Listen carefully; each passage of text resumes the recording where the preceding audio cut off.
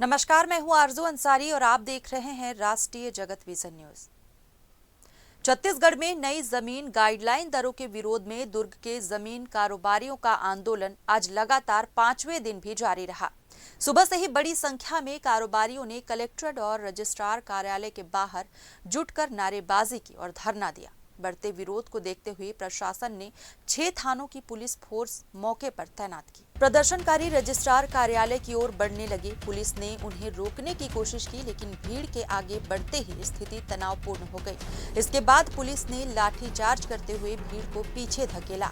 लाठीचार्ज के दौरान कई प्रदर्शनकारी अलग अलग दिशाओं में भागे, लेकिन कुछ देर बाद फिर से इकट्ठा होकर विरोध जारी रखा। पुलिस ने कई जमीन कारोबारियों को हिरासत में भी लिया है। नई कलेक्टर गाइडलाइन के चलते जमीन की कीमतों में 5 से 9 गुना तक की वृद्धि हुई है।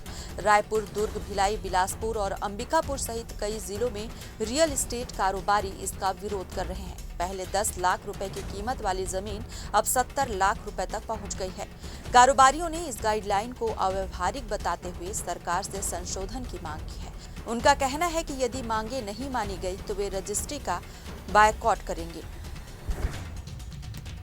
इस खबर में बस इतना ही। देश प्रदेश की खबरों से अपडेटेड रहने के लिए हमारे चैनल को सब्सक्राइब करें और नए खबरों के नोटिफिकेशन के लिए बेल आइकॉन जरूर दबाएं। नमस्कार।